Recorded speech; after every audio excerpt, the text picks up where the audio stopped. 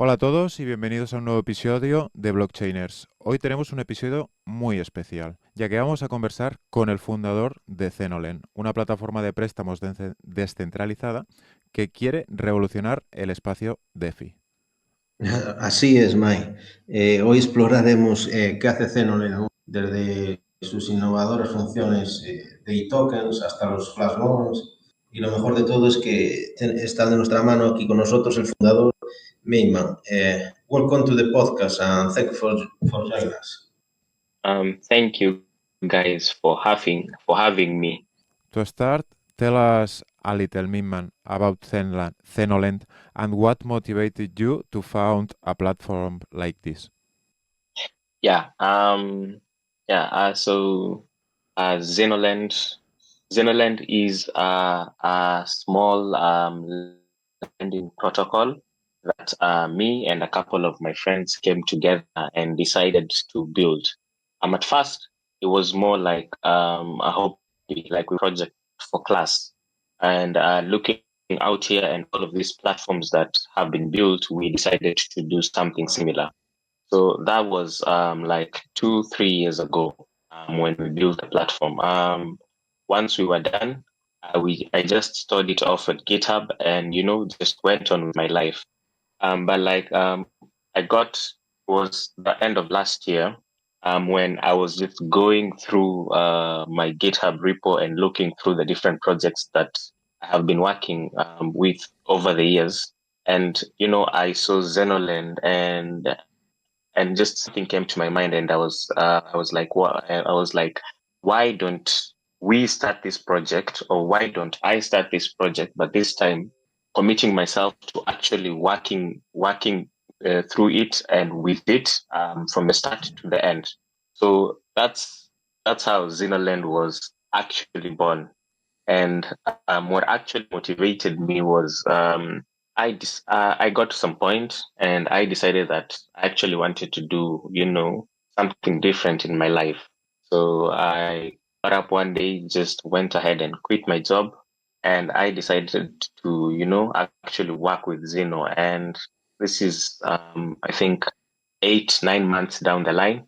And yeah, so we are here.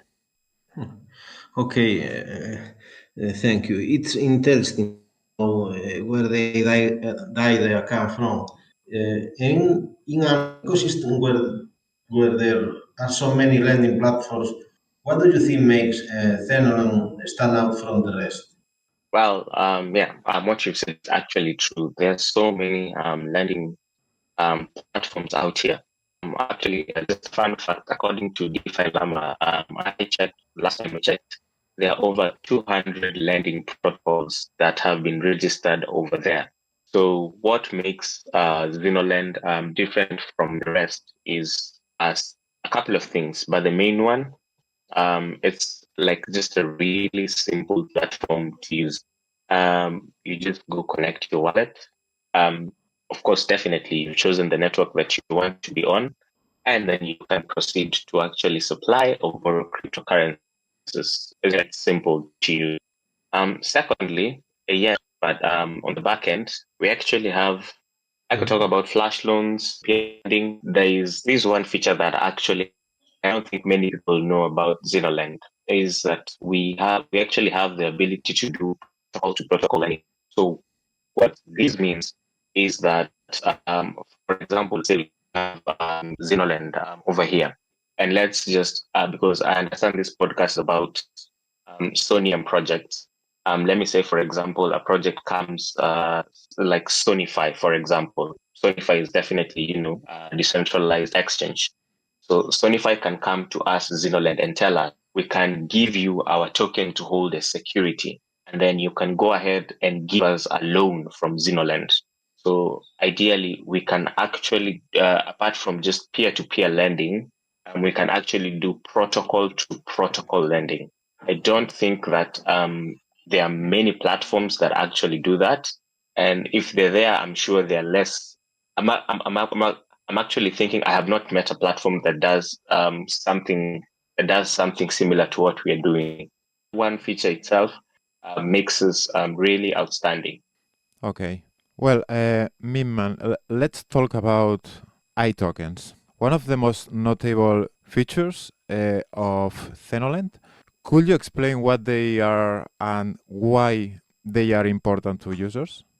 So iTokens, in the simplest of terms, are your representation of what you have on Zenolend. So say you come with $10 and you're taking this $10 and want to supply it to Zenolend.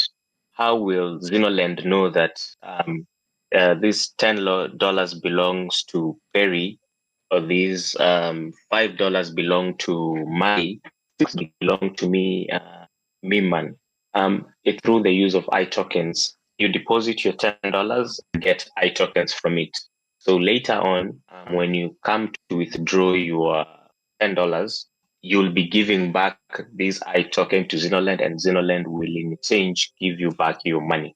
So that's what iTokens really are, in the simplest way possible. Okay. It sounds like a very effective way to generate passive SGL. Are there plans to expand the use of iTokens in other areas of DeFi or similar? Not specifically iTokens, but yeah. Ideally, in the future, we are definitely thinking of launching our own token. And ideally, once we do launch our native token, we will actually find a way to create utility for it outside just of Zenolend, definitely. So yes, as you can actually tell, if you've actually been using protocol on testnet, that is on Soneium mostly, you've seen that we have actually collaborated with a couple of projects, and these projects, as of right now, actually accept the Zeno token as a form of exchange. So yes, this is just the beginning. As we proceed going forward, as we launch on mainnet and in future, we shall continue finding more use for the Zeno token.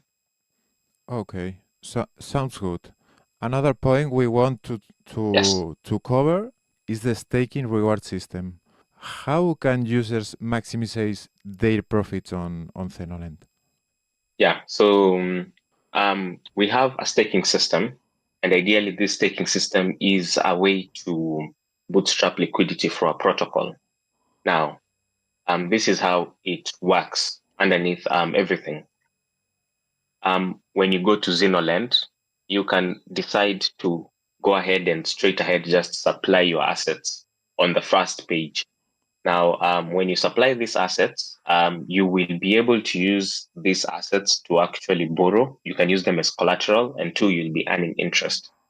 Now, when it comes to staking, you can now take your assets. That is, say, let's just use the example of the $10. You can decide to take as a first example. So you can take these $10 and just supply them and use them as collateral and earn interest on them. But you can instead take these $10 and stake them. Now, when you stake them, there are a couple of things you have to note. One, you definitely can't use these assets as collateral. But two, now that's like the downside of staking. But here are the benefits. Now, remember, you will be earning two ways. Remember, when you stake on our platform, you're given a reward just for staking. We've not gone to the supply side. Just for you staking your $10, you get a reward from us. As of right now on testnet, this which is actually live, we're rewarding our users with the Zeno token to just show our users how the system will work once we get to mainnet. Now, the second way for you to earn through staking is, remember, initially when you supply assets to Zeno and users borrow them, once they pay them back with some sort of interest. So you'll also be earning that interest, just like you've supplied the asset. So staking, two advantages. You earn the staking reward, and two, you earn interest because ideally you're just supplying your assets. Mayman, what makes your staking system different from other platforms?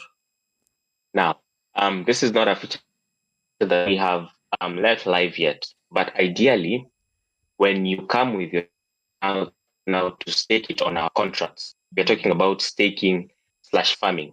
Our smart contracts, or rather us, we have the ability to reward you with more than one token. Right now, we are just rewarding users with the Zeno token, but we can go ahead and we are rewarding our users with the Zeno token, and two, we are also rewarding our users with the let's say Ethereum. So that in itself makes our staking system unique and different. Okay, thanks. Thanks for Does the that make sense? yes, yes. Thanks for the answer. Okay, um, No, flash okay. flash loans. Okay, are a feature that Yes. has gained a lot of popularity in DeFi. What makes them so useful in Zenolend? And yet another way for our users to actually um, gain interest on their assets. By this, I mean that um, with with the basic definition of a flash loan, which is a user or a third party decides to come and borrow assets from us, do whatever they want to do, and return them in the same block. Now, once they get to do that entire transaction and come back, we charge a fee for that. Now, the fee that is charged based on that goes back to our users. So yes, flash loans are yet another way for, our users to earn interest on their crypto that they have supplied to our platform. The 0.09% rate sounds very competitive. How do you keep that percentage so low? Yeah. So this the 0.09, we decided to use that specific rate because at the end of the day, we do understand that, we are dealing with, our community, our users. And because of that, we did not want to charge, such a high rate. So that was one of the reasons why we set it so low. Secondly, we wanted to be competitive because there are different protocols that offer flash loans. So wherever is the cheapest is where a user would definitely go to access that. So that's the second reason. Now, the third reason, just actually to answer your question, how do we keep the percentages so low? Is because flash loans are not our main source of income on the protocol. By this I mean the main way that our users make money is people come, borrow assets, pay them back, they get the interest. So the flash loan is just like a little addition is a little more incentive or addition that we add on top of a protocol, just to invite our users, and that's why we keep it so low. Sounds really, really, really good. For the listeners, Mm-hmm. Mimmen, who may not be as Yes. familiar, could you explain how collateral factors and reserve work in Zenolend? Yeah. So in Zenolend, we have collateral factor. So what does it mean? Now, example of an asset. Say, let's just go back to the asset that I've been using as an example all through USDC. Now, from our end, we go ahead and say for the asset called USDC, we are setting a collateral factor of 70%. So what this means is if you come ahead and supply the $10, let's just use $10. If I'm supplied $10 to Zenolend, of the $10, you can only be able to borrow 70% of it. So that's in its simplest form, that's what the collateral factor is. It's the percentage of an asset that you can be able to use as collateral on the protocol. Do we get are we okay up to that point? That's the collateral factor. Now reserves, or rather a reserve factor, is also another parameter that we set. Now, what a reserve factor means is when you go ahead and borrow asset A, the USDC, let's go back to the USDC, you go ahead and borrow it. Now we're talking from the side of a borrower. You go ahead and when you pay it back, assume when you're paying it back, you're paying back interest of $1. So you borrow $10 and now you're repaying it back. Now you're repaying $10. Now a reserve factor is the percentage of the interest set that the protocol takes as a fee to keep on our reserves. So if we go ahead and say we are setting the reserve factor for USDC at 20%, it means if you go ahead and borrow $10, you pay back 11. So that $1 on top, Zenolend is going to take 20% of that to store in our reserves. Okay. Yeah. How do you ensure stability and liquidity on the platform with these factors? Yeah. I can go ahead and add a couple more. So one, when setting the collateral factor and the reserve factor, it's not something that I actually go ahead and set by myself. We as a team behind Zenolend sit down, evaluate each asset, and see how much collateral factor we put on it, and how much of a reserve factor we can put on that asset.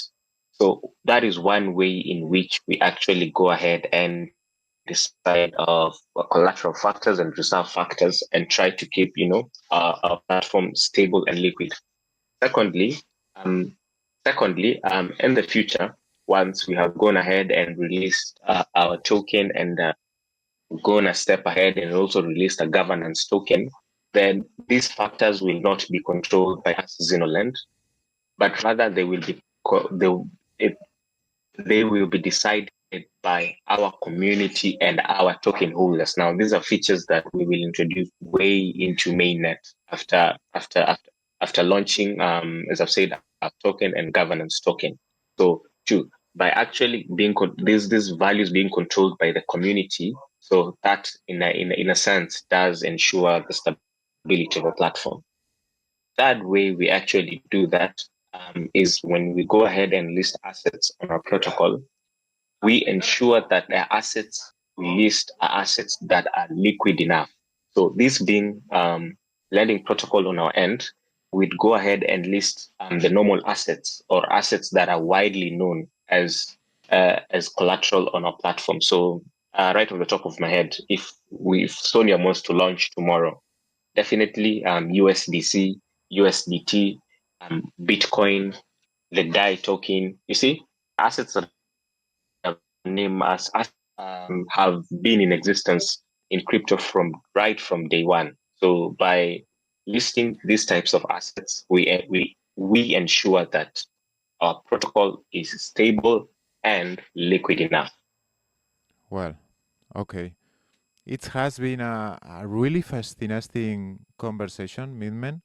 You have not been Okay. on one of the one of the winners of Soneium Sparking program, but you have work and vision. Thank you for explaining to us and delve low Zenolend is taking innovation in DeFi to another level. And if you want another word so for finish. Yeah, just a couple. First of all, I'll finish with that. So, in its essence, Zenolend might look is a simple platform to the user. When we set out to build it, we did not really want to overwhelm the user with so many things. So, in right from the word go, we decided to go with something simple. But just because it looks simple and is easy to use by the user, on the back end, Zenolend is a really powerful protocol. Now, those are some of the features that I've explained to you of what we offer, what we can offer, and there are definitely others that we are prepared and I can't mention them right now. we are actually here to stay for the long run. And to finish this, I just want to take this opportunity to actually thank you guys, for having me here, for giving me the opportunity to, talk about what you're building, how we are building it, and will, and I and my team will definitely love to have another session. When you get time, just let us know. We are always there. Thanks to you for his time. Zenolend, we have more chains and Ape chain, movement, story protocol. More like all of them. Maybe just one movement, but more are Okay. coming. We are constantly innovating. So soon more stuff will come out. Okay. Thank you, Yeah. Mim. Nada, gracias chicos por escucharnos. Ha quedado claro que mi inglés sigue siendo una mierda. Y nada, espero que podáis haber entendido algo de Zenolend y nos vemos en el próximo episodio. Os dejo con Mai la despedida. Espera, Peri, un momento, que hoy te olvidas tú de que tenemos que presentar al próximo invitado. Pues bueno, chicos y chicas, la próxima semana tendremos aquí nada más y nada menos que a Bryans, un miembro del equipo de Nemo Finance, que también es un proyecto que está dentro de Soneium, en este caso. Y nada, gracias, Mimmen, por estar aquí y gracias a todos por escucharnos. Así que chicos, hasta la próxima.